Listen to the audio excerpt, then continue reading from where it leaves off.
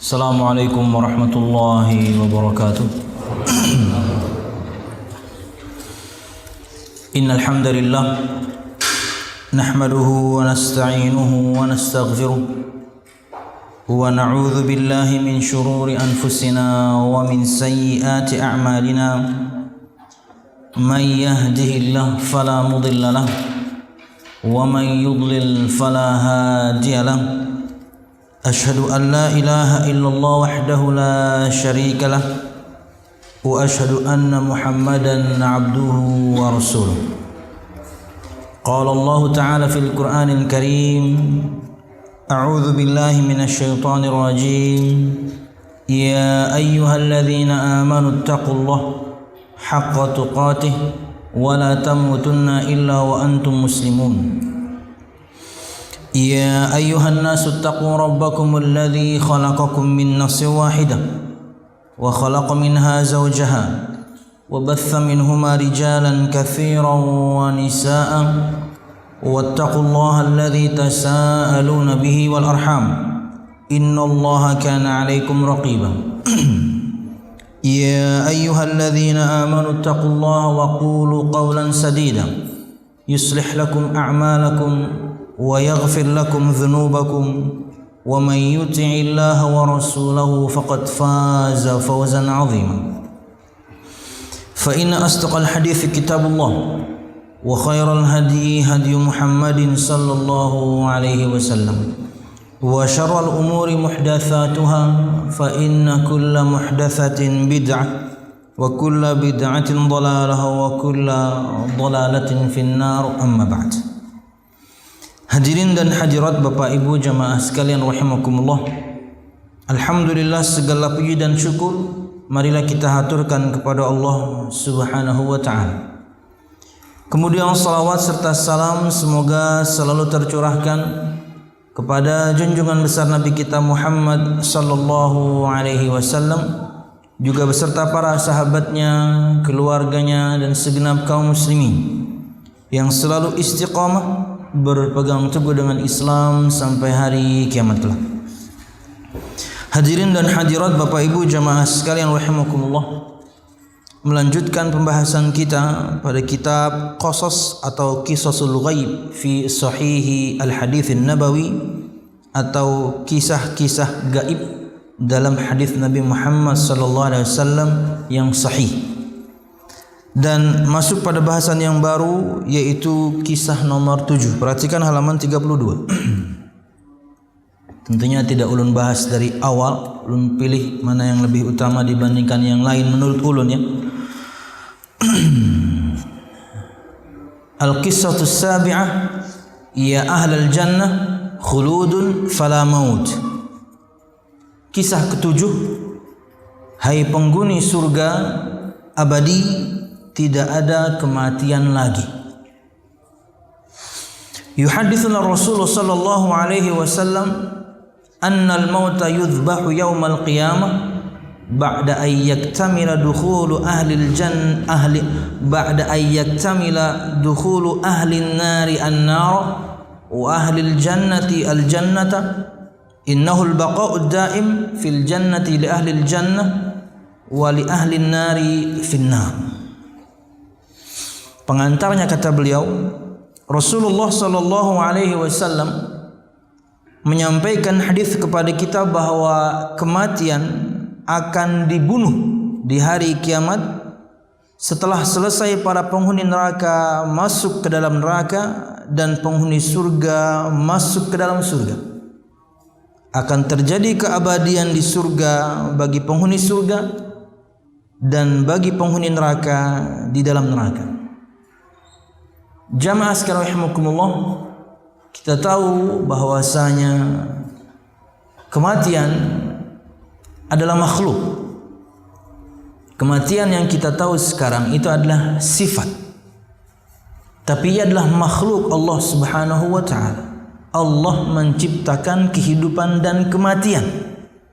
Di awal-awal surah Tabarak, hafal semua kita, Allazi khalaqal mauta wal hayata liyabluwakum ayyukum ahsanu amala. Dialah Allah Subhanahu wa taala yang menciptakan kematian dan kehidupan, agar Allah Subhanahu wa taala menguji kalian siapa di antara kalian yang lebih baik amalnya, siapa yang lebih ikhlas dan benar sesuai tuntunan Nabi Muhammad sallallahu alaihi wasallam. Dan mudah bagi Allah Subhanahu wa taala untuk merubah bentuk tertentu di dunia menjadi bentuk yang lain nanti di akhirat. Kita tahu kematian adalah sifat ya makhluk Allah Subhanahu wa taala. Mungkin bahasa kita sekarang abstrak, tidak bisa kita menjamahnya. Tapi subhanallah, dari hadis ini nanti kita akan mengetahui bagaimana kematian itu akan Allah rubah menjadi seekor domba yang warna putih, full putih. Dan kemudian kematian tersebut disembelih atau dibunuh karena orang yang masuk surga kekal di dalamnya, orang yang masuk neraka kekal di dalamnya karena kematiannya sudah mati. Dan banyak hal tentunya yang Allah Subhanahu wa taala rubah, yakni bentuk di dunia, di akhirat kelak menjadi bentuk yang lain. Contoh mudah pernah ulun sampaikan, bagaimana Allah Subhanahu wa taala menghinakan orang-orang kafirin ketika mereka akan digiring ke neraka Allah Subhanahu wa taala. Itu mereka berjalan di atas kepalanya disebutkan. Maknanya adalah satu, mereka diseret. Kedua, betul-betul kepalanya jadi di bawah karena untuk dihinakan. Kata para ulama ahli tafsir, Allah Subhanahu wa taala yang maha mampu untuk menciptakan kepala kita sekarang di atas, maha mampu untuk menjadikannya di bawah dan berjalan dengannya karena untuk dihinakan. Allah ketika ingin atau menghendaki sesuatu tinggal mengatakan kepadanya jadi, maka terjadilah. Jadi ini muqaddimah bahwasanya Nabi Muhammad SAW menyampaikan kepada kita satu hadis di mana kematian nanti akan dibunuh. Setelah tentunya ahli surga masuk surga, kekal mereka selanjutnya. Ahli neraka masuk neraka, kekal mereka selanjutnya. Terlepas dari orang-orang yang masuk neraka, tapi kemudian mereka nanti dikeluarkan. Bukan itu bahasannya. Karena orang-orang yang bertauhid, mengesahkan Allah Subhanahu wa taala, tapi mereka ahli maksiat, maka berdasarkan kehendak Allah Subhanahu wa taala, jika Allah menghendaki, Allah bisa mengampuni mereka karena Allah Maha Pengampun. Tapi Allah Maha mampu untuk mengazab mereka dulu sesuai dengan kadar dosa yang mereka lakukan, baru nanti diselamatkan. Bukan berarti kemudian kita meremehkan dosa seperti bahasan tadi pagi, hingga kemudian seorang lanjut dengan dosanya, meyakini bahwasanya yang penting saya tidak berbuat syirik, toh nanti timbangan saya berat, nggak apa-apa jugalah masuk neraka dulu, nanti toh saya akan dikeluarkan. Tidak bisa dibayangkan ngerinya azab neraka Allah Subhanahu wa taala. Anda tidak bisa bayangkan ngerinya. Nabi Muhammad pernah sebutkan sedikit tentang sifatnya agar semua kita kemudian berhati-hati.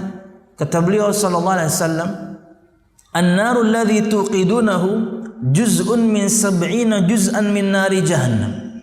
Api yang kalian nyalakan itu, maksudnya api dunia, itu hanya satu bagian dari 70 bagian dari panasnya api neraka Allah Subhanahu wa taala. Angka 70 ini pun adalah hanya satu satu kata dalam bahasa Arab. Ketika mereka ingin mengungkapkan sesuatu itu berlipat ganda atau bersangatan, atau bahasa anak sekarang itu lebay, itu mesti angkanya 70. Tapi hakikatnya lebih daripada itu. Allah menggunakan angka 70 dalam firman-Nya, Nabi Muhammad menggunakan angka 70 dalam sabdanya. Karena itulah phrase itu istilah dalam bahasa Arab, ungkapan dalam bahasa Arab. Ketika ingin melipat gandakan sesuatu, mesti angka 70 yang digunakan. Tapi hakikatnya enggak kayak gitu. Sama seperti juga istilah dalam bahasa Arab ketika ingin mengungkapkan sesuatu yang terkecil, itu biji sawi. Padahal bisa jadi ketika disampaikan sesuatu tentang sesuatu yang paling kecil, itu lebih kecil daripada biji sawi. Cuman yang digunakan adalah patokannya biji sawi. Kata Nabi Muhammad SAW, "Inna ahwana ahli nari azaban yawmal qiyamah la rajulun yudha'u fi akhmasi qadamaihi jamratun yaghli minhu dimaghuhu." Aqamaqallah sallallahu alaihi wasallam.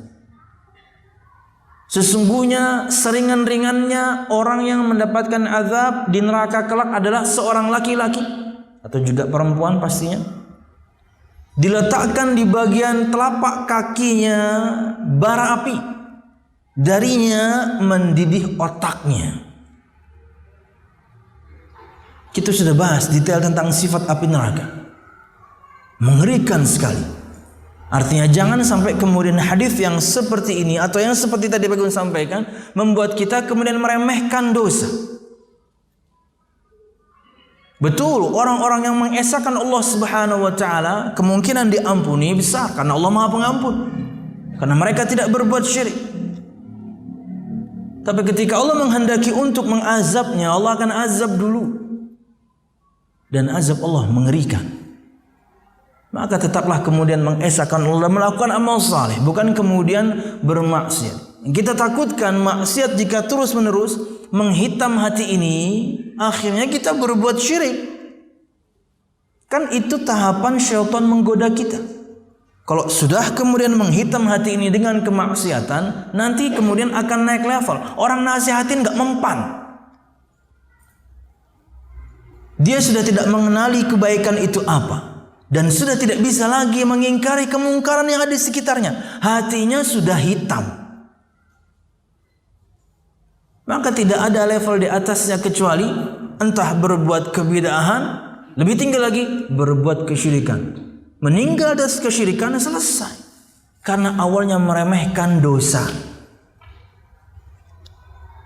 Maka jangan sampai hadis-hadis yang seperti ini kemudian membuat kita yakni meremehkan dosa. Yang hari ini dan juga tentunya yang tadi pagi lebih tepatnya ya. Wallahu a'lam bishawab. Oke, masuk kepada hadisnya. An Abi Sa'id Al-Khudri radhiyallahu anhu qala. Masih halaman 32 untuk siapapun yang punya PDF-nya silahkan dibuka, yang belum punya minta ke temannya yang di sampingnya ya. An Abi Sa'id Al-Khudri radhiyallahu anhu qala. Qala Rasulullah sallallahu alaihi wasallam, yu'ta bil mauti ka hay'ati kabshin amlah fayunadi munadin ya ahlal jannah fayashra'ibuna wa yanzurun fayaqulu hal ta'rifuna hadha fayaquluna na'am hadha al maut wa kulluhum qad ra'ahu thumma yunadi ya ahlan nar fayashra'ibuna wa yanzurun fayaqul hal ta'rifuna hadha fayaqulun na'am hadha al-maut wa kulluhum qad ra'ahu fayudhbahu thumma yaqul ya ahlal jannah khuludun fala maut wa ya ahlal nari khuludun fala maut thumma qara'a wa anzirhum yawmal hasrati idza qudiya al-amru wa hum fi ghaflah wa haula'i fi ghaflati ahli dunya wa hum la yu'minun. Dalam hadis yang dikeluarkan oleh Imam Al-Bukhari dan juga Muslim dari sahabat Abu Sa'id Al-Khudri radhiyallahu anhu, beliau berkata, Rasulullah sallallahu alaihi wasallam bersabda, akan dihadirkan kematian seperti bentuk seekor kambing kibas putih murni. Kambing kibas itu adalah yakni kabsh, domba yang berwarna putih murni, enggak ada warna yang lain tubuhnya. Standar tentunya, rata-rata kabsh juga seperti itu. Cuma ini warnanya sangat putih ya. Seseorang menyuruh, berseru. Ini perlu detail. Apakah malaikat yang Allah suruh? Karena banyak hadis modelnya seperti ini. Yunadi munadin, akan ada nanti yang menyeru, akan ada nanti yang memanggil. Salah satu di antara maknanya adalah malaikat yang Allah Subhanahu wa taala perintahkan untuk menyeru, dan makna-makna yang lain. Sama seperti ketika yakni orang yang meninggal tapi meninggal dalam keadaan baik, ya. Ini kabar gembira untuk orang yang mendapatkan nikmat kubur, yang bisa menjawab fitnah kubur. Ketika ditanya siapa Tuhanmu, apa agamamu, siapa nabimu, dia bisa jawab, Tuhan saya Allah, agama saya Islam, Nabi saya Muhammad. Kata Nabi Muhammad SAW, riwayat Imam Ahmad, yunadi munadin minas sama. Mirip-mirip kayak gini. Akan menyeru, orang yang menyeru dari arah langit. Akhirnya, nah ini diantara contoh mutasyabihat dalam sabda. Artinya perlu detail. Suara siapa itu? Siapa yang memanggil itu? Akhirnya kemudian banyak penerjemahan. Kata Nabi Muhammad SAW, akan terdengar suara yang memanggil dari arah langit. An sadaqa abdi fa'afrishuhu minal jannah wa albisuhu minal jannah waftahu lahu baban ilal jannah. Kenapa di antara maknanya adalah Allah sendiri? Contohnya hadis ini. Akan terdengar suara berseru atau memanggil dari arah langit mengatakan, jawaban hambaku ini benar. Nah, siapa kalau bukan Allah yang berfirman? Jawaban hambaku ini benar. Maka bentangkan untuk dia permadani dari surga. Pakaikan dia pakaian penghuni surga. Bukakan untuknya pintu surga. Bagaimana bukan nikmat? Anda tahu kemana Anda akan kembali, yaitu surga. Padahal bisa jadi kemudian jeda antara Anda meninggal dan ditegakkannya hari kiamat masih lama. Dan selama itu kemudian hati Anda bahagia, tahu kemana akan kembali. Sebaliknya, na'udzubillah, orang-orang yang kemudian tidak bisa jawab, azab Allah Subhanahu wa ta'ala menanti. Padahal bisa jadi jeda antara dia meninggal dan ditegakkannya hari kiamat dengan perhitungan yang lain lagi masih jauh. Selama itu kemudian dia disiksa. Na'udzubillah. Makanya doa yang kita panjatkan kepada Allah untuk saudara kita yang barusan kita kebumikan itu cuma dua, kata Syekhul Utsaimin.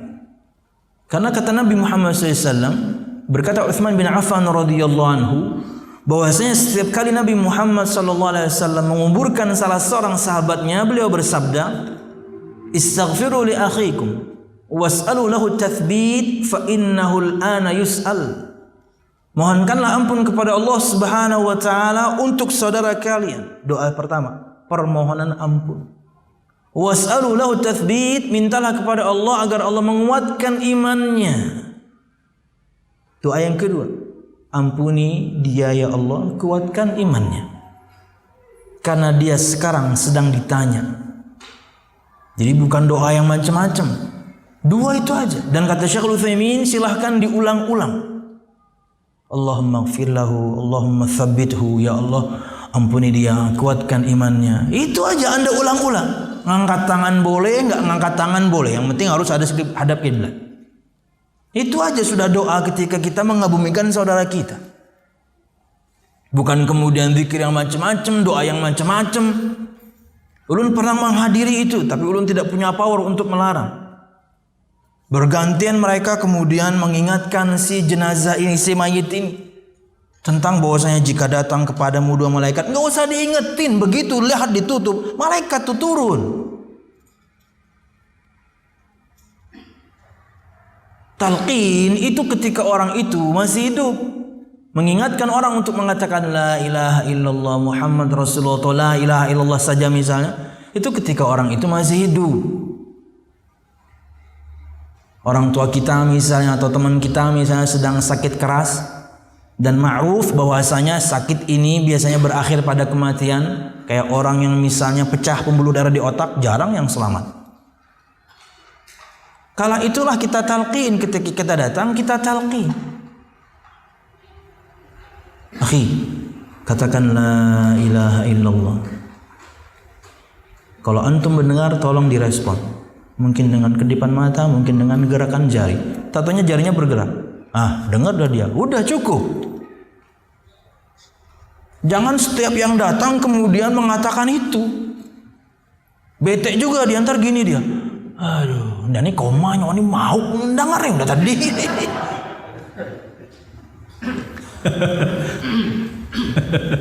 Satu kali aja dia sudah merespon cukup.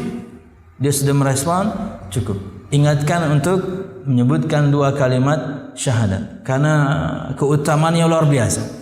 Man kana akhiru kalamihi la ilaha illallah dakhalal jannah.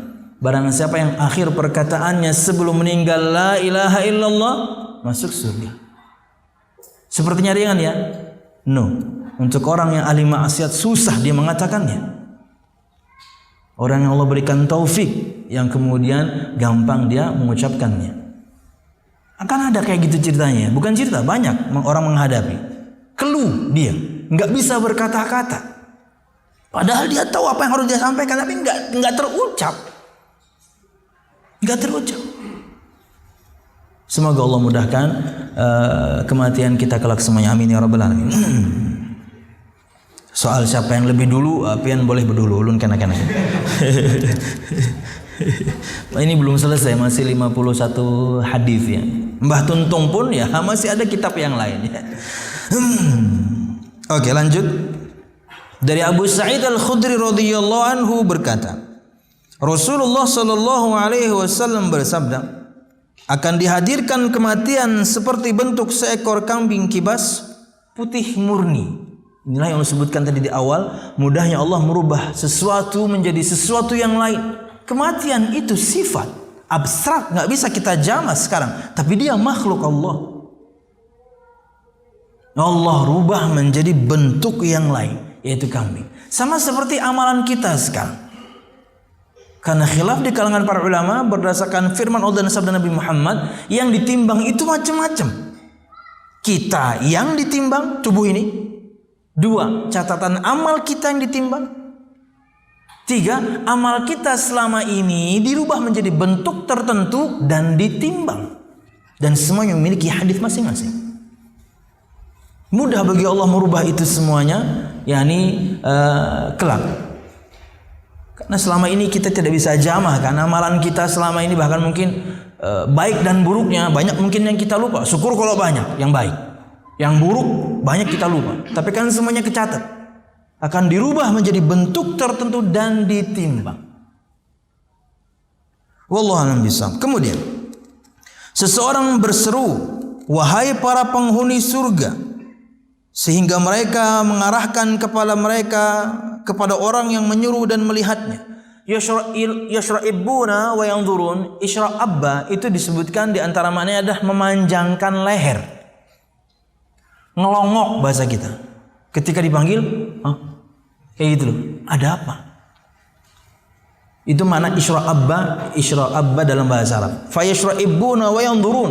Mereka kemudian memperhatikan, ada apa ini dipanggil. Sehingga mereka mengarahkan kepala mereka. Disebutkan di sini kepala kan, karena maknanya ittala. Yang di antara maknanya memanjangkan leher. Maksudnya ya pengen tahu ada apa nih. Dan subhanallah ya, ini juga di antara perkara gaib yang harus kita imani juga adalah penghuni surga, penghuni neraka begitu banyak, tapi semuanya bisa lihat siapa yang menyeru ini. Tidak berdesakan mereka, tidak saling sikut mereka. Sama seperti misalnya hadis Nabi Muhammad tentang keutamaan orang yang masuk surga, dan di antara pahala yang mereka dapatkan paling tinggi adalah melihat wajah Allah. Kondisi mereka melihat wajah Allah sama seperti kondisi mereka ketika di dunia melihat rembulan.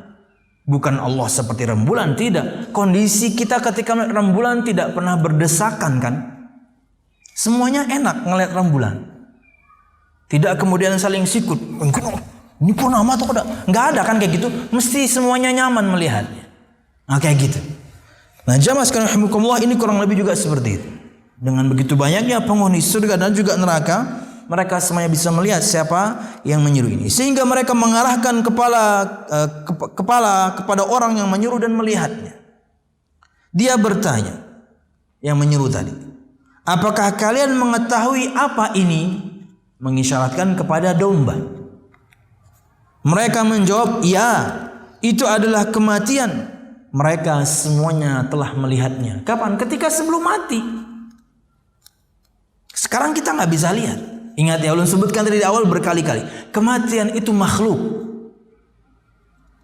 Seseorang akan melihatnya ya sebelum kita mati nanti. Makanya mereka semuanya kenal. Walaupun dirubah bentuknya menjadi domba. Mereka semuanya mengiyakan. Ya, ini kematian. Kenapa? Karena mereka telah atau pernah melihatnya. Ketika di dunia hidup kemudian mati, mereka pernah lihat kematian. Dan bukan berarti kemudian di sini maknanya itu adalah malaikat maut, enggak. Dia makhluk yang lain. Kematian dan kehidupan itu makhluk.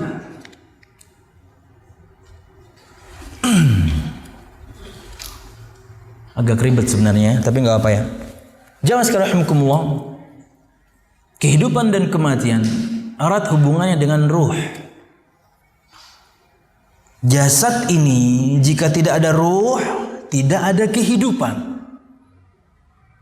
Ketika kita wafat, ruh itulah yang dicabut. Kematian.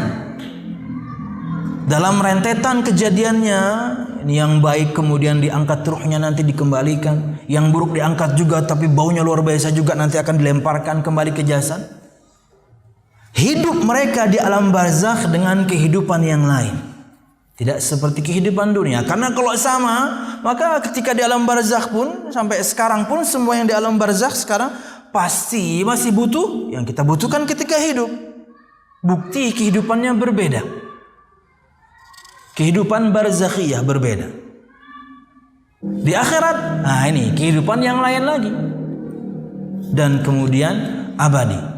Karena kematiannya mati. Kematiannya Allah sembelih. Wallahu a'lam bissawab. Kematian diciptakan tidak untuk keabadian, tapi kehidupan diciptakan untuk keabadian. Bagaimana? Sudah cukup pusing? Saya aja pusing bacanya. Karena ini agak rumit ya, makanya perkara gaib ya, ala kadarnya lah. Cukupnya kita fahami, kemudian mudah misalnya memahaminya, alhamdulillah kita imani bahwasanya Allah akan rubah kematian menjadi sosok seekor domba.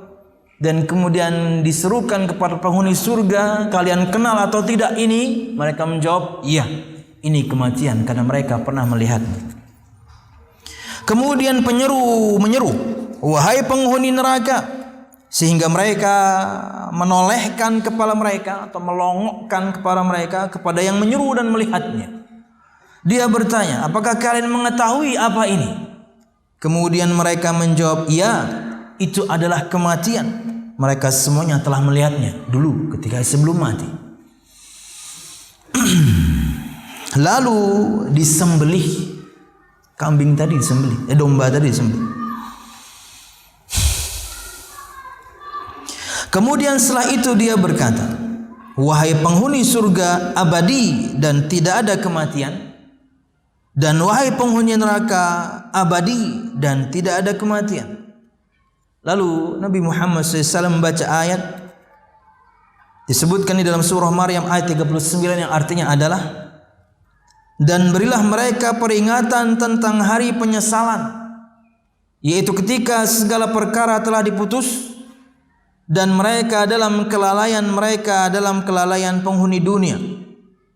Artinya sekarang penyesalannya sudah tidak ada manfaatnya lagi. Peringatan itu bermanfaat sekarang ketika kita hidup.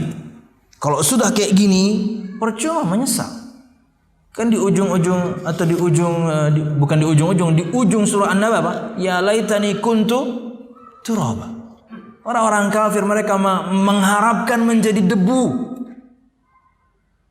Andai saja saya jadi debu aja. Karena mereka menyesal dulu kenapa tidak beriman padahal sudah tahu. Bukan lagi sudah tahu, berhadapan sama Nabi Muhammad. Untuk orang-orang kafir waktu itu ya, yang bertemu langsung dengan Nabi Muhammad, tahu kebenaran Nabi Muhammad. Lawang ini teman saya main kok. Muhammad ini teman kecil saya. Mungkin kalau bahasa kita sekarang, teman saya main kleker. Apa itu kleker itu? Gundu. Dia tahu bagaimana Muhammad SAW Nabi kita, bagaimana kemudian perkembangannya, pertumbuhannya. Mereka juga tahu mereka sendiri tidak pernah mendapatkan kebohongan sekalipun dari Nabi Muhammad. Tapi begitu beliau menyatakan Nabi dan Rasul, kesombongan yang muncul dan tidak mau beriman. Nanti di hari kiamat nyesel. Untuk kita kaum muslimin, perintah beliau laksanakan, larangan beliau tinggalkan, jangan sampai nyesal nanti. Disebutkan di salah satu ayat bagaimana mereka meminta kepada malaikat penghuni neraka, penjaga pintu neraka, agar melaporkan kepada Allah, beri kami rehat 1 hari aja. Kadang ngerinya adab neraka, mereka minta rehat 1 hari. Malah mereka diejek oleh malaikat Allah Subhanahu wa taala. Alam ya'tikum nadhir? Bukankah sudah datang waktu itu ketika di dunia orang yang menyeru, maksudnya Nabi Muhammad. Sudah rasakan sekarang kalian gampang beriman waktu itu.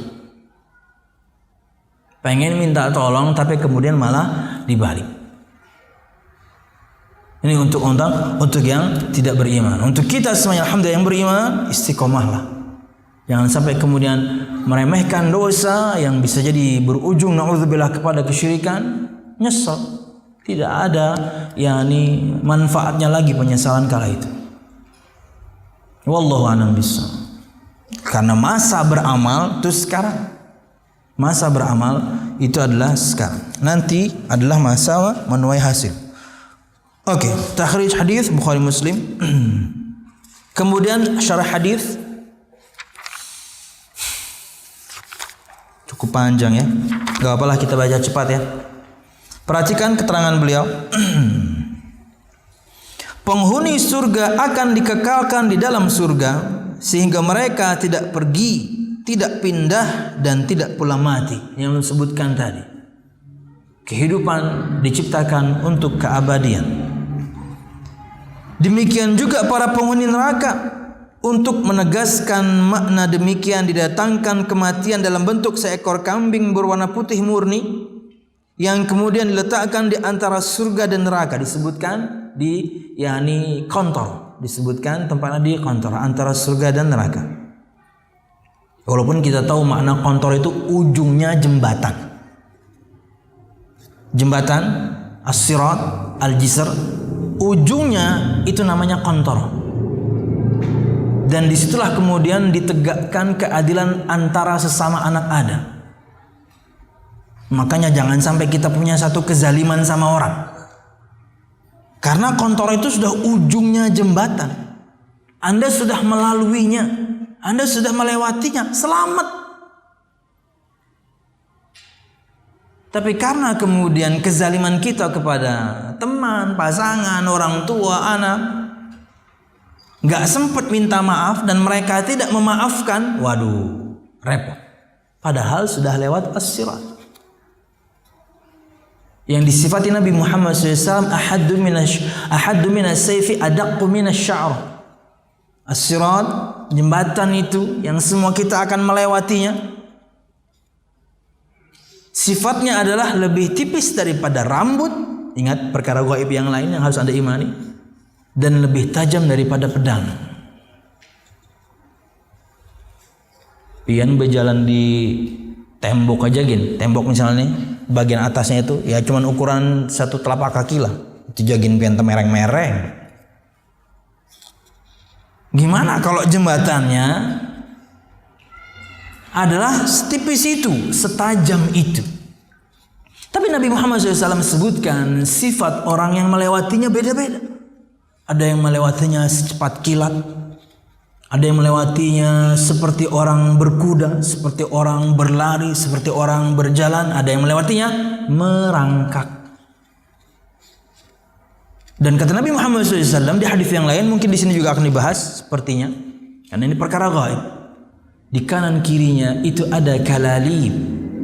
Kalalib itu jamaknya kallub. Kallub itu kalau di dunia adalah gancok. Besi yang ujungnya bengkok, hook, itu kallu.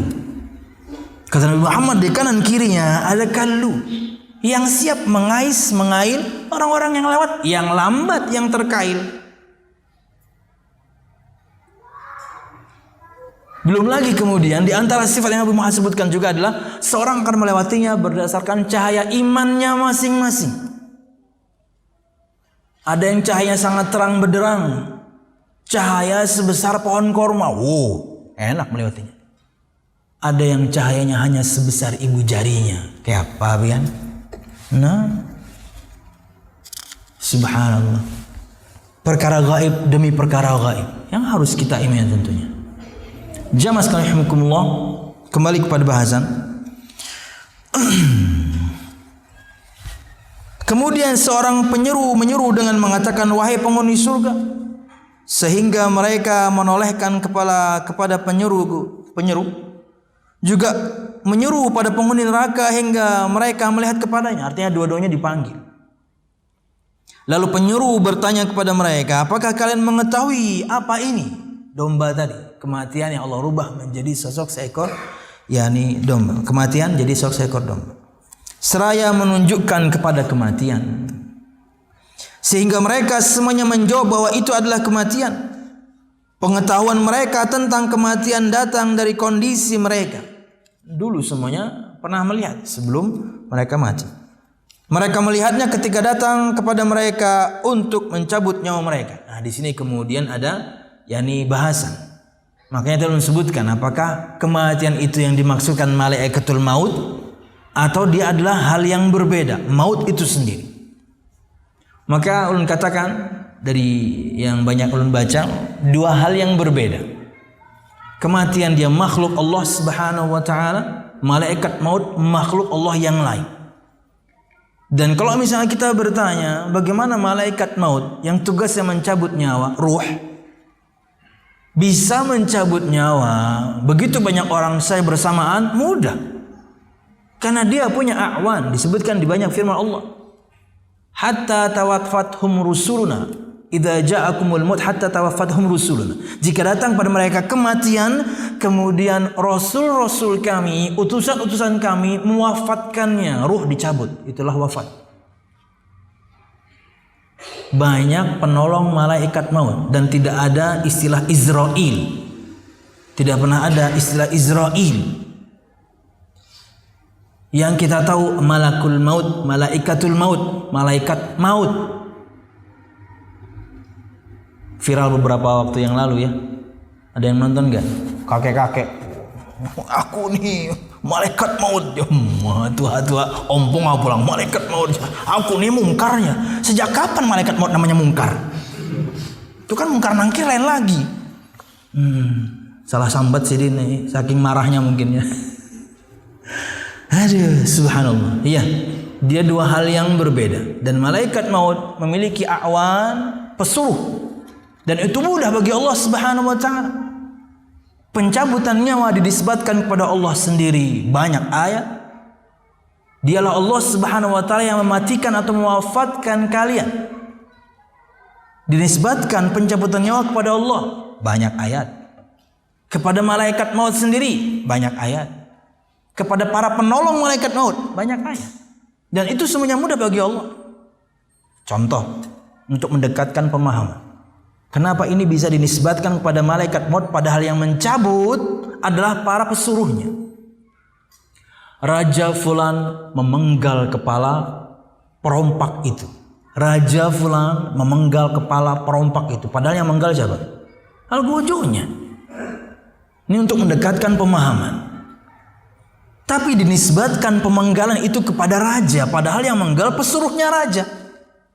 Sama kasus dengan ini untuk mendekatkan pemahaman.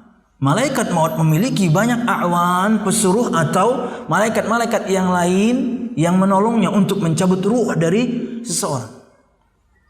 Nah, begitu banyak penisbatan pencabutan nyawa ini kepada Allah, kepada malaikat maut, kepada para penolong malaikat maut, maka kata Syekh Utsaimin, para malaikat yang menolong malaikat maut tugasnya hanya menarik ruh sampai ke hulqum. Tugas mereka mengangkat, menarik sampai ke hulqum, tenggorokan. Sisanya malaikat mautlah yang mencabut. Kala itu kemudian kehidupan terpisah dari jasad seorang. Hancur jasad ini kecuali orang-orang yang Allah khususkan seperti para nabi rasul, nanti kemudian dikembalikan. Oke, kita adzan dulu. Wallahu a'lam bishawab. Kita lanjutkan. Alhamdulillah wassalatu wassalamu ala Rasulillah, amma ba'd. Ketika itu kematian disembelih Dan kemudian penyeru mengatakan, wahai para penghuni surga abadi dan tidak ada kematian, dan wahai penghuni neraka abadi dan tidak ada kematian, karena kematiannya udah mati, disembelih. Lalu Rasulullah SAW membaca ayat surah Maryam 39 tadi tentang tidak bermanfaat penyesalan di hari itu. Makanya beliau kemudian tambahkan di sini, jika orang-orang yang lalai di dunia mengetahui dengan apa yang disampaikan oleh Rasulullah SAW ini dengan pengetahuan yang yakin, tentu mereka akan menyadari kelalaian dan mereka akan kembali ke jalan mereka yang lurus. Dan Anda nggak akan tahu ini kalau Anda nggak belajar kayak sekarang. Mungkin sebagian di antara kita, sekian persen di antara kita mungkin pernah baca hadis ini sebelumnya. Tapi berapa orang? 1-2 orang. Ini pengingat agar kita tidak lalai. Begini loh kondisinya nanti. Setelah menceritakan bagaimana kematian itu disembelih, Nabi Muhammad sampaikan satu ayat Maryam 39 bahwasanya penyesalan sudah nggak bermanfaat nanti. Mau beramal sekarang. Jalankan ketaatan sekarang, tinggalkan kemaksiatan sekarang, agar kemudian nanti baru bermanfaat amal itu untuk kita di akhirat. Tapi kalau tidak, penyesalan yang tidak bermanfaat. Kenapa? Udah mati. Kemudian Allah lah tempat meminta pertolongan, tiada daya dan tiada kekuatan melainkan dari sisinya.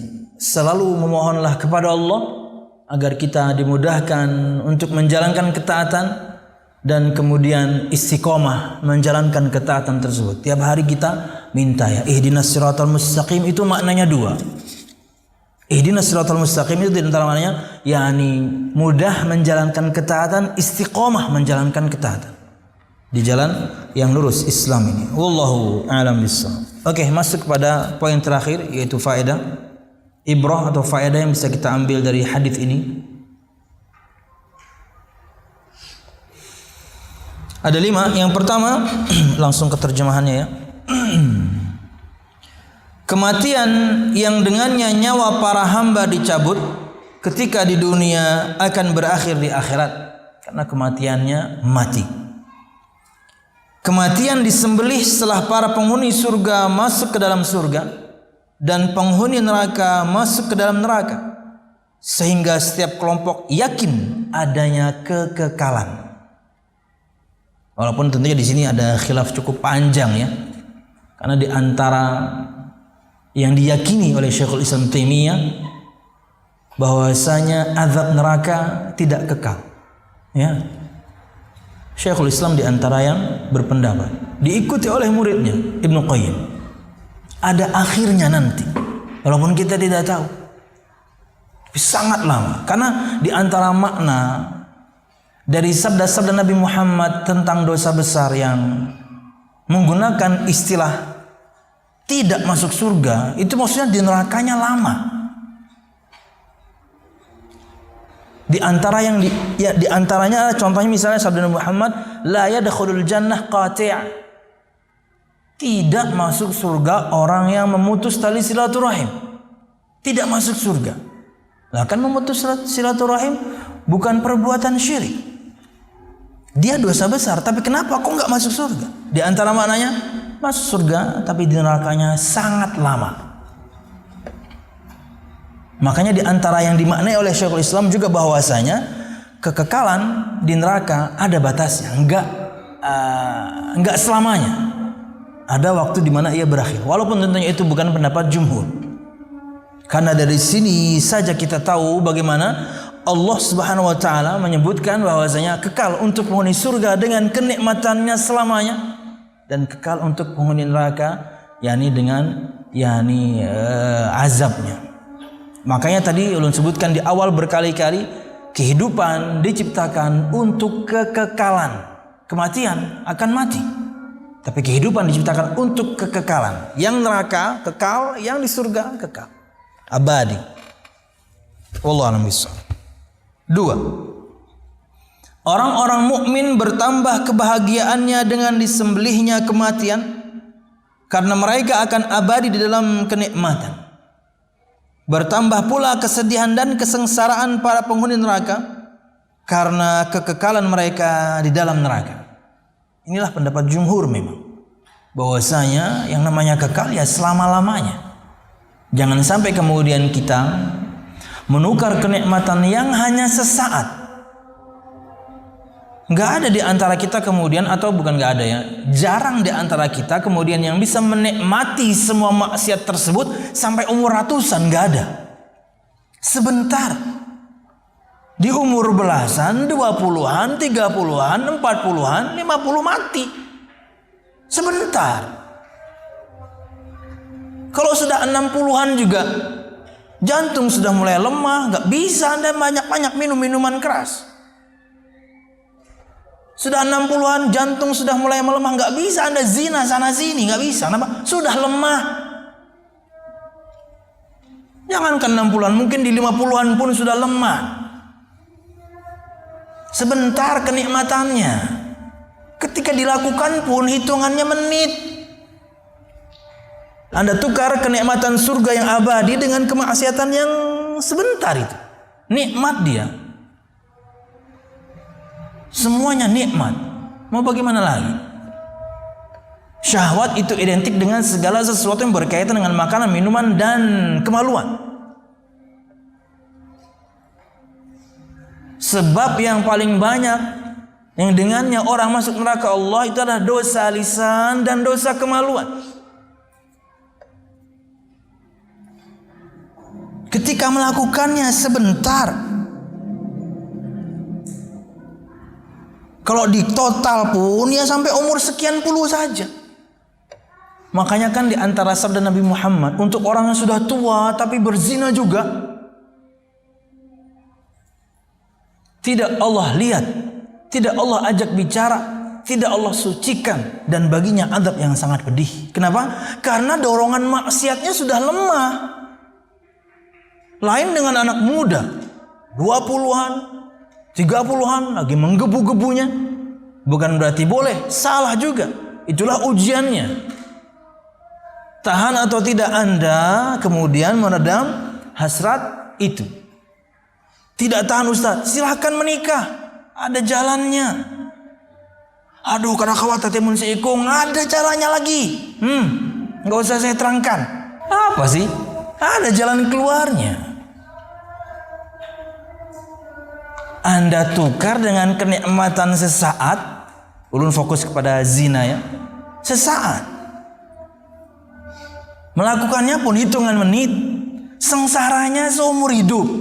Ikuti tuh statusnya Ustaz Al-Fadil Ahmad Zainuddin beberapa hari ini.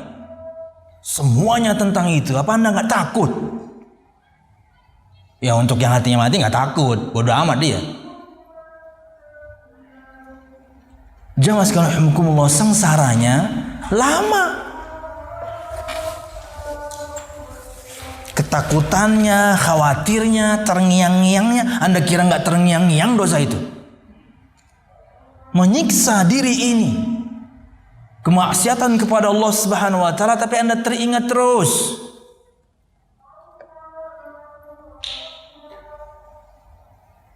Ditukar itu, dia memilih itu, menukar yakni nikmat surga Allah Subhanahu wa taala yang abadi dengan yang sesaat. Ulun katakan sesaat karena umur kita 60 sampai 70 tahun saja, sedikit yang melewati angka 70. Walaupun memang laki-laki mau sampai umur berapapun, ya dia tetap bisa melakukan. Cuman tetap beda dengan orang yang masih muda. Kawai tapi lain juga sudah. Wallahu a'lam. Jadi harus menjadi orang yang smart ya. Bukan cuma handphonenya saja yang smart ya. Kenapa orang yang berzina kemudian hukumannya itu dirajam yang sudah menikah ya? Karena dia sudah pernah mendapatkan yang halal. Lalu dia tukar dengan yang haram. Itu bodohnya. Ya, bukan tidak ada jalan keluar. Yang halal itu terbuka lebar. anu teteh ya asa hambar karena memang Anda sudah menikmati yang haram, yang halal hambar. Dan subhanallah orang terkadang na'udzubillah dengan bangganya menceritakan itu ya. Harusnya menyesal, bertaubat kepada Allah. Di saat yang sama bersyukur kepada Allah, Anda nggak dirajam. Anda nggak diungsikan setahun. Karena Anda di Indonesia. Subhanallah. Bangganya menceritakan, yakni zinanya sana sini. Berapa perempuan yang kemudian pernah dia tiduri, na'udzubillah. Bangga seseorang dengan kemaksiatannya. Kata Nabi Muhammad SAW dalam sebuah sabdanya, bahwasanya maknanya kurang lebih semua hamba Allah Subhanahu wa taala akan diampuni. Kata Nabi Muhammad, illal mujahirin, kecuali orang yang terang-terangan dengan dosanya. Kata beliau, dan di antara makna terang-terangan dengan dosa adalah seseorang bermaksiat di malam hari dan ketika pagi hari datang tidak ada yang tahu. Allah menutupi untuknya dosanya. Enggak ada yang tahu dia tadi malam ngapain. Di antara maksiat-maksiat yang ada. Pagi-pagi dia malah cerita. Tadi malam saya begini, tadi malam saya begitu. Allah sudah tutupi untuknya aibnya, tapi dia malah bongkar sendiri. Ini yang tidak diampuni. Dengan teknologi zaman sekarang, entah dalam bentuk pernyataan kah atau wawancara podcast kah, subhanallah, nggak ada malu-malunya. Kenapa? Mati. Hatinya sudah menghitam. Tidak tahu lagi apa itu perkara yang ma'ruf, yang baik. Tidak bisa lagi mengingkari kemungkaran.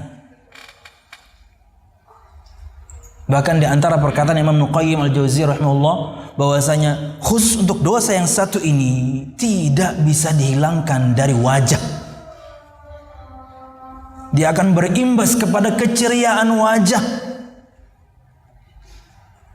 Anda kira nggak ada bekasnya? Walaupun kita nggak bisa melihatnya ya. Apa yang dimaksudkan Imam Qayyim. Tapi dia berimbas buruk. Ini tidak bisa diungkapkan dengan kata-kata. Anda tahu ketika bertemu dengan orang soleh, Anda tahu dan merasa nyaman di sekitarnya. Ketika bertemu dengan orang alim maksiat, Anda pun tahu, Anda gerah untuk kemudian berdiam sesaat bersamanya. Enggak lah, kenapa? Enggak bisa diungkapkan, tapi Anda tahu. Enggak lah. Kenapa? Ruh Anda udah enggak sama. Ruhnya sudah beda. Itulah yang kita harapkan, bahwasanya ruh kita sama, ruh ketaatan tanpa mensucikan siapapun. Menjalankan ketaatan berat, ikut pengajian berat, apalagi malam Ahad. Pian. Masihkah apel itu malam Ahad? Ada lagi lah. Tiap malam mungkin hajar pun maksiat tuh. Ada lagi malam Ahad. Subhanallah. Apalagi misalnya anak-anak muda, waduh luar biasa. Yang waktunya kemudian habis, hatinya terpaut dengan masjid. Pulang pengen balik ke masjid. Ada sholat, ada kajian, ada kegiatan, dan handphone ketinggalan. Hendak bebulik terus pas saya pulai. Bebulik, handphone tertinggal sekalinya. Lain hatinya lain, terpaut ke masjid. Lanjut, dikit lagi ya. Sudah faedah nomor 2 tadi ya. Faedah nomor 3. Kekuasaan Allah Subhanahu wa taala sangat agung dalam menjadikan semua penghuni surga dan semua penghuni neraka bisa melihat kematian dalam bentuk binatang kambing, sekalipun jumlah mereka sangat banyak di tempat mereka yang sangat berjauhan. Tidak berdesakan, tapi semuanya bisa lihat, semuanya tahu ini kematian karena mereka pernah melihatnya dulu sebelum mati. Tapi sekarang Allah rubah menjadi sosok seekor domba. Kuasa Allah Subhanahu wa taala. Makanya tadi juga disebutkan di awal, Allah Maha Kuasa untuk menciptakan kita sekarang sesempurna ini secara fisik. Untuk orang kafir ketika Allah menghinakannya, Allah jadikan kepalanya di bawah dan berjalan pakai kepala. Mudah bagi Allah. Karena Allah Maha Kuasa. 4. Para penghuni surga dan para penghuni neraka mengetahui kematian ketika dipajang di hadapan mereka. Karena mereka melihatnya dalam bentuk sedemikian itu ketika datang kepada mereka hendak mencabut arwah mereka. Jadi mereka pernah lihat bahwasanya ini adalah kematian, cuman sekarang dirubah menjadi sosok seekor domba. Makanya mereka tahu ini adalah kematian dan disembelih setelah itu. Makanya mereka kekal di surga, mereka yang kekal di neraka. Terakhir, poin nomor 5. Hadis ini dan hadis-hadis lainnya yang senada adalah bagian dari hal-hal yang bisa melunakkan jiwa dan melemahkan hati. Maka kepada para ulama dan para pemberi wejangan agar memberikan nasihat sedemikian itu, kiranya orang-orang yang lalai menjadi sadar akan ngerinya azab Allah, akan ngerinya api neraka, akan percumanya penyesalan kalau kita sudah mati, enggak ada. Maka sekaranglah waktunya kita untuk sadar dari kelalaian, kembali dekatkan diri kepada Allah Subhanahu wa taala. Ustaz, saya baru hijrah, apa yang harus saya lakukan pertama kali? Perbaiki salatmu. Saya nggak tahu Ustaz, belajar. Videonya banyak, PDF-nya banyak, bisa nanya teman, banyak buku-buku ringkasannya, banyak buku-buku sakunya, belajar.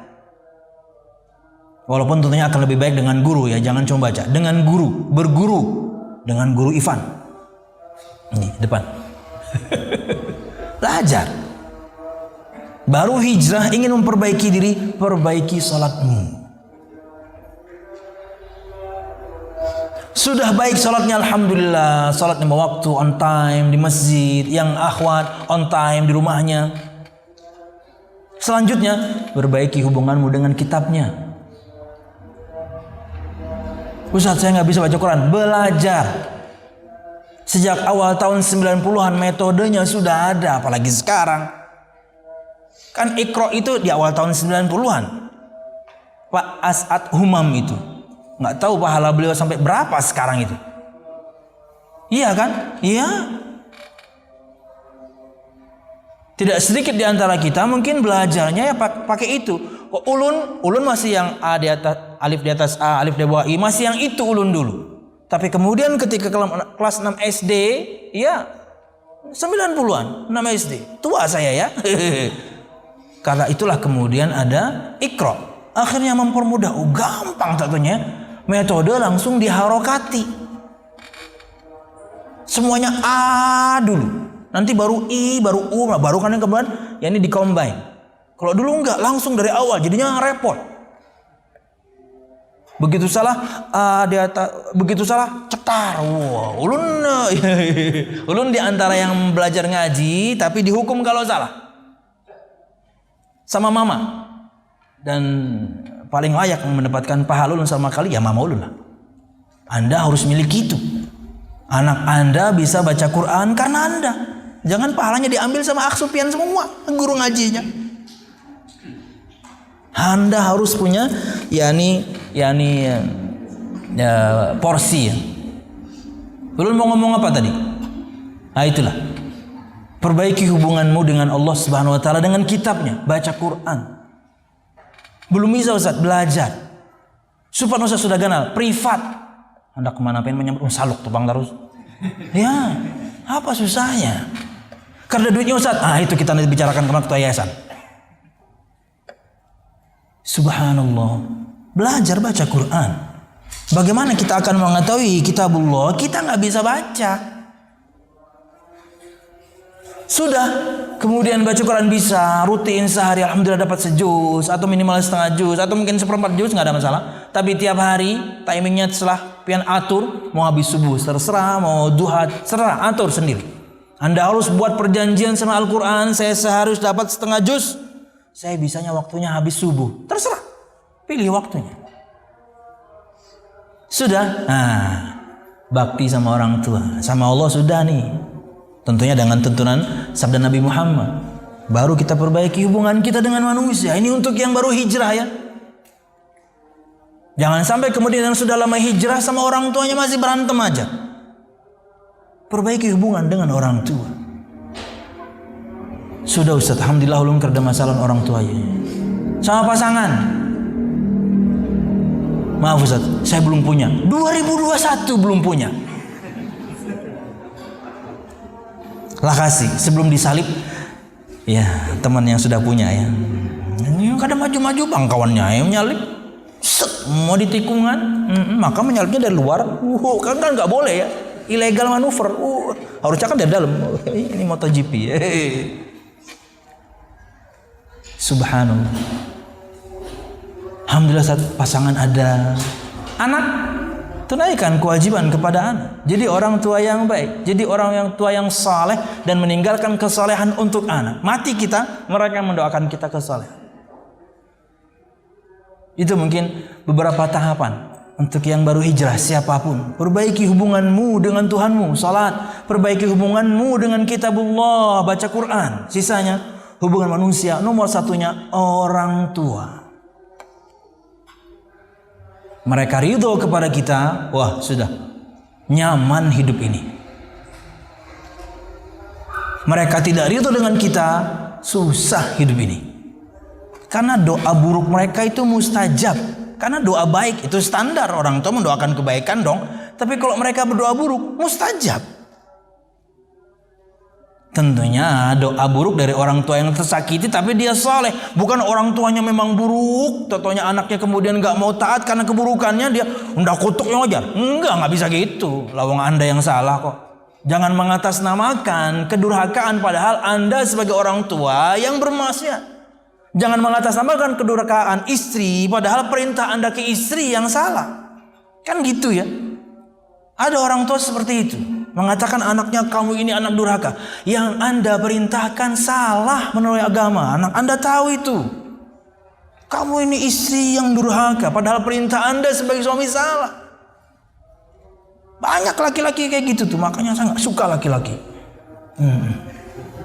Ya Allah, masih normal Pak ya. Sukanya perempuan ya. Oke, jamaah sekalian rahimakumullah. Hadis-hadis seperti ini ketika pian sekarang sudah belajar juga, mungkin yang ada bisa yang bikin rangkuman gitu ya, bikin, sebarkan. Rujukannya ada kok, kitabnya ada kok. Bukan untuk para nabi saja, untuk para penyeru dakwahkan agar orang lain tahu. Agar kemudian hati kita dengannya lunak. Hati kita kemudian yakni istilahnya bergetar lah. Akan ngerinya azab Allah Subhanahu wa taala kalau kemudian kita meninggal dan kita belum sadar dari kelalaian selama ini. Wallahu a'lam bishawab. Ini yang bisa saya sampaikan. Mudah-mudahan bermanfaat. Salah dan khilaf ulun mohon maaf. Mudah-mudahan kajian kita diberkahi Allah Subhanahu wa taala. Amin ya rabbal alamin.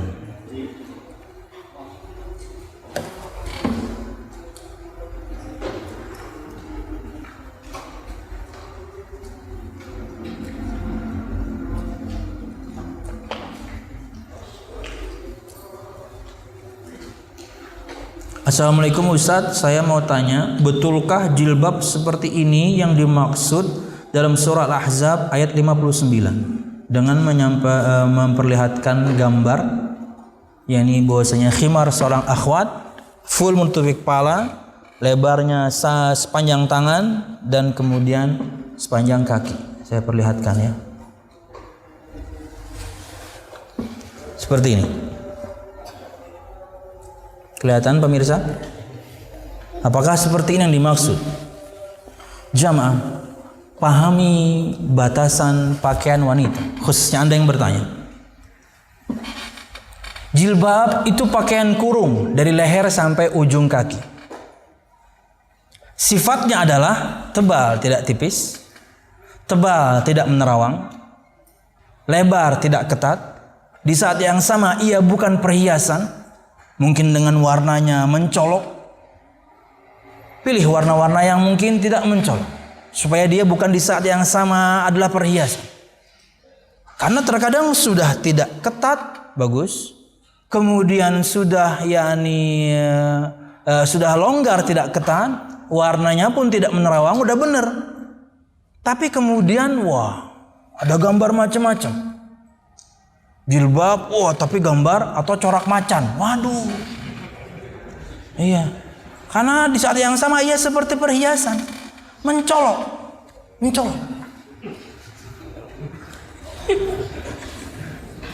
Tidak menggunakan wewangian, walaupun tentunya yang tipis boleh, itulah sifat wewangian wanita. Sifat wewangian laki-laki tebal, keras, wanita lembut, tipis. Dan itu biasanya sudah terwakili dari pewangi-pewangi softener itu. Ingin lebih daripada itu, ya paling roll on, agar kemudian Anda tidak mengeluarkan bau badan dan kemudian juga tidak keluar ke orang. Roll on cukup. Roll on itu paling dia sendiri yang menciumnya. Ingin lebih aman lagi, maka ada produk-produk tentunya yang non parfum. Yang penting bau tubuh Anda tidak keluar. Jangan salah paham. Anda boleh menggunakan wewangian, hai kaum wanita, apalagi kemudian untuk suami Anda. Keluar? No. Kata Nabi Muhammad, la tamna'u ima Allah masajidallah wa ayyakhrujna tafilat. Jangan kalian larang hamba-hamba Allah wanita untuk pergi ke masjid Allah, pergi ke masjid, tapi hendaknya mereka keluar tidak kemudian menggunakan wewangian. Tapi Ustaz, kena bau, silakan pakai roll on yang non parfum ada. Yang pakai parfum pun pasti tipis. Nggak ada roll on ketika digunakan kemudian baunya minyak wangi nyong-nyong. Nggak ada. Mesti lembut-lembut roll on itu. Dan ada yang non parfum lebih aman lagi. Tipis dia, tidak ada masalah. Apa tadi berarti? Lebar, tidak ketat, tebal, tidak tipis menerawang, tidak menggunakan wangian, di saat yang sama dia bukan perhiasan. Apalagi? Nah, kemudian ini pakaian kurungnya ya. Kemudian ada perintah menggunakan khimar. Khimar itu penutup kepala. Minimal adalah sedada, menutupi dada. Akan lebih bagus sepinggul. Sebagian akhwat sampai kaki. Jadi mau bagaimanapun kemudian sisanya, itulah kaedahnya. Wallahu a'lam bishawab. Tapi kalau mengharuskan seperti ini, ya nggak bisa. Kita harus tahu kaedahnya. Bukan kemudian modelnya harus kayak gini. Nah, itu pesan produsen. Nah, yang dimaksud Al-Ahzab 9 itu nang kayak ini bajunya, itu inya nang mau olah baju. Ya, enggak. Pahami kaedahnya. Seperti inilah kemudian pakaian seorang wanita. Maka silahkan. Wallah, dan bukan berarti enggak boleh warna-warni ya. Enggak, bukan berarti warnanya harus hitam, enggak. Biru dongker, enggak. Boleh warna-warni yang lain yang lembut-lembut selama tidak menarik perhatian. Khimarnya merah, bajunya kuning, sepatunya kan hijau. Yo. Akhwat Jamaika. Pengen anak bapak masjid ya. Reggae unda aja. Reggae kayak ini kah? Reggae kayak reggae. Oh iya. Dan tidak membentuk lekuk tubuh ya. Itu tadi diantaranya ketika dia lebar maka tidak membentuk lekukan tubuh. Dan ini tambahan doang ya. Pilih kain yang baik ya. Ada sebagian kain itu dulu awal-awal booming pakaian syar'i itu jenis kain namanya jersey. Itu jiplak. Nggak bisa kena angin sedikit jiplak. Kain yang lain, walaupun terkadang memang lebih mahal. Itulah kewajiban kita para suami mencari nafkah. Kenapa? Baju bini itu larang. Dan Anda nggak usah kemudian sok-sokan beliin, nggak, kasih mentahan aja. Dia yang beli, kasihkan kaedahnya dia yang beli. Karena terkadang yang kita suka, dia belum tentu suka. Kasih mentahannya aja. Ini gesen baju, jadi Tupperware. Itu resiko ya, resiko kita ngasih mentah ya.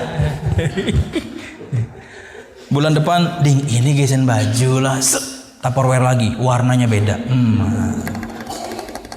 Kan terpakai padahal, koleksi benar ya. Jadi mungkin rada mahal, tapi tentunya ketika angin berhembus pun tidak menjiplak banget seperti jersey. Jersey sangat jiplak. Wallahu a'lam bishawab. Dan subhanallah ya, ada jamaah itu merasa berdosa ketika angin berhembus dan kemudian pakaian istrinya jiplak. Kan bukan salah dia dong. Angin berhembus, entah dari depan hingga kemudian bagian dada terlihat, entah dari belakang hingga kemudian bagian pinggul terlihat. Dua hal yang paling menonjol dari wanita, ya dua hal tersebut. Tapi kan karena angin, mana bisa kemudian kita ngatur. Ustaz, apakah saya berdosa? Ya enggak Pak, Bapak enggak punya kuasa kok. Kecuali Bapak adalah bisa ngatur angin. Apa itu? Avatar. Ada angin berhembus, wah, langsung bini kuna karena jiplak. Itu Anda avatar ya, di sini ada panahnya. Set. Wallah alam bisa. Cukup ya. Jadi yakni takutnya pertanyaan seperti ini adalah pesanan produsen. Enggak, pahami kaedahnya. Ketika kaedah itu Anda ikuti, maka Anda sudah menggunakan pakaian yang syar'i. Wallahu a'lam bishawab. Assalamualaikum Ustaz. Waalaikumsalam. Jika di alam kubur di kehidupannya berbeda dengan kehidupan akhirat, apa perpindahan kehidupan antara alam kubur dan akhirat ada kematian lagi? Wah. Yang kedua, satu aja saya pusing, yang kedua lagi. Afan, mungkin anak kurang menyimak. Di hadis disebutkan penyeru itu adalah seorang. Siapa seorang tadi? Ini ya ikhlas. Belum sebutkan tadi di awal. Ini dulu ya. Belum sebutkan tadi di awal karena pasti ada pertanyaan seperti ini. Bisa malaikat, bisa Allah itu sendiri. Karena di hadis yang lain itu Allah mengatakan an sadaqa abdi.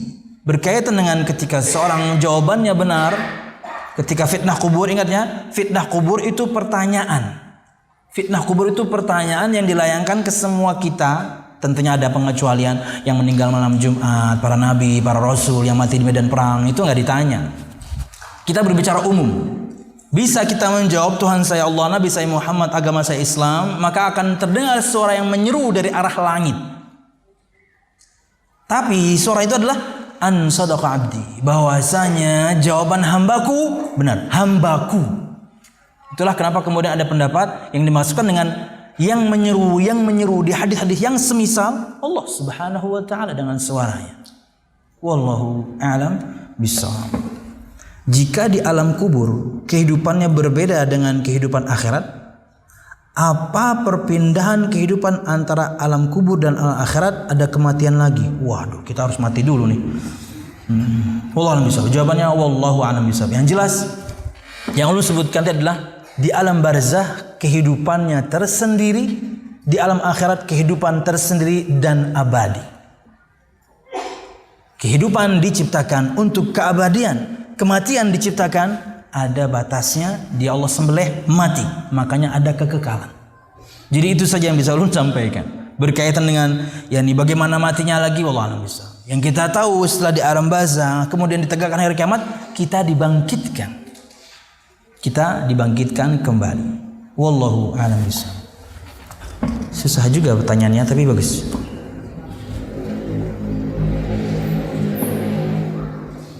Ya, cukup. Oke, dan bermanfaat jamaah. Semoga semua kita yakni tersadarkan dari kelalaian kita selama ini dan kemudian istiqomah menjalankan ketaatan dan meninggal di atas ketaatan kepada Allah Subhanahu wa taala. Amin ya rabbal alamin. Dan semoga semua kita juga diberikan kemudahan ketika nanti menghadapi fitnah kubur, hingga ketika kita bisa menjawabnya, nikmat Allah Subhanahu wa taala di alam barzah akan kita dapatkan. Amin ya rabbal alamin. Kemudian di akhirat pun demikian. Semoga catatan amal kita, syahadat kita, tauhid kita memberatkan yakni timbangan kita hingga dengannya kemudian Allah masukkan kita ke surganya dan abadi. Insyaallah. Amin ya rabbal alamin. Subhanakallah bihamdika asyhadu an la ilaha illa anta astaghfiruka wa atubu ilaik.